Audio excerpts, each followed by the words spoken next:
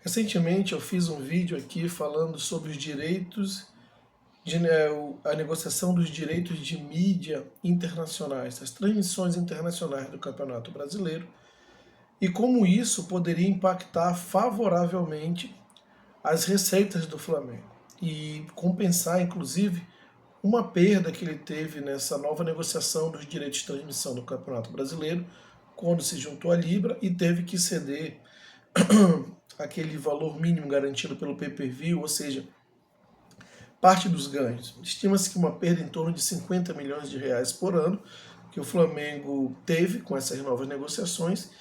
E aí se levantou a questão dos direitos de transmissão internacional, internacionais.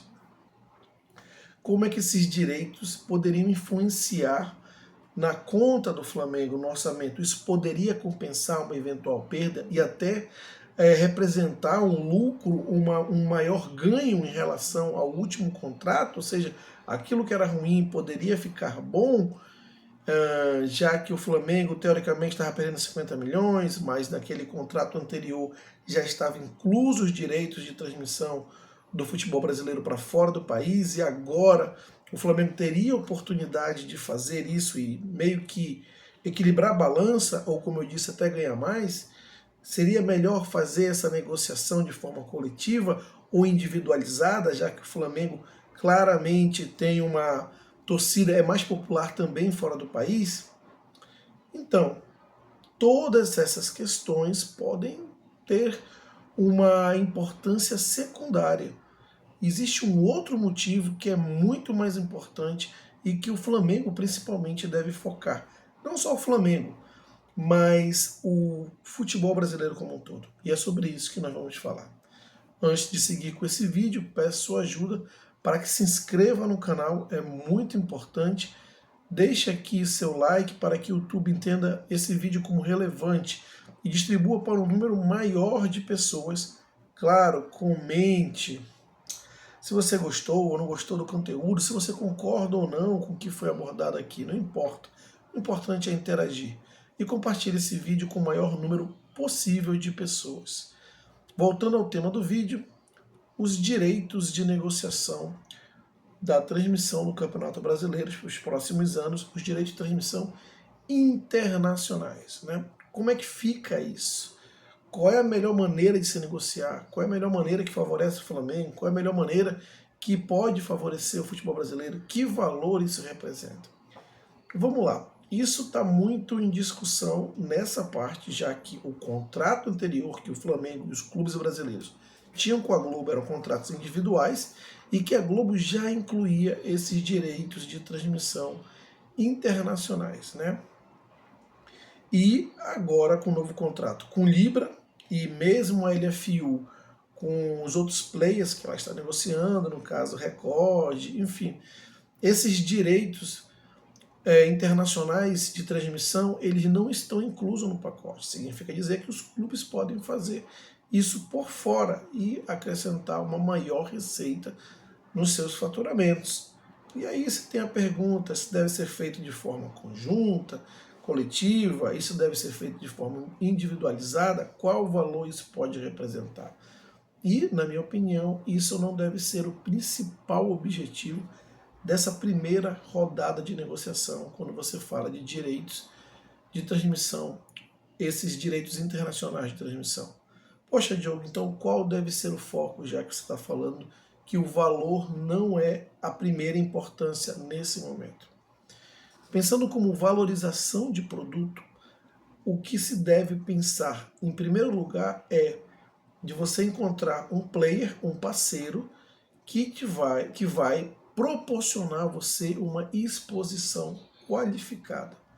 E aqui eu faço uma analogia muito simples. Algumas empresas desse mercado, quando a gente fala de mercado publicitário e contratos de transmissão de TV, algo do tipo, dizem que é muito melhor você fechar com a Globo, mesmo que tenha um valor monetário na negociação inferior a um outro player do segmento, tipo Record e SBT. Por quê? Porque a Globo ela te leva a uma exposição muito mais qualificada. ela te leva a empresas muito mais fortes e consolidadas no mercado, porque ela é um canhão de mídia muito mais consolidado que esses outros que eu citei. Ela é muito mais nacional que esses outros que eu citei. Da mesma maneira, do ponto de vista dos direitos internacionais de transmissão, você deve procurar um player que vá te dar uma exposição mais qualificada, que vai fazer você adentrar mercados mais interessantes e mercados que você precisa ter parceiros estratégicos para te ajudar a entrar nessa bolha, a ter uma penetração mais consolidada, mais consistente, né, por mais tempo. Então, nesse primeiro momento, você pensando em desenvolvimento do seu produto ou da marca do seu clube ou do produto futebol brasileiro, você, na minha opinião, deve procurar primeiro valorizar teu produto, tornar o seu produto conhecido nesses mercados que hoje não conhecem o futebol brasileiro e também não conhecem tanto o Flamengo. Me refiro, por exemplo, ao mercado asiático, né? Que é um mercado muito importante, com nível de consumo muito relevante, mas também ao mercado europeu e ao mercado americano. Embora o mercado americano já seja, de certa maneira, já conheça o produto futebol brasileiro, porque tem muitos brasileiros morando nos Estados Unidos e que conseguem, de alguma certa maneira, tornar conhecido o campeonato brasileiro, né?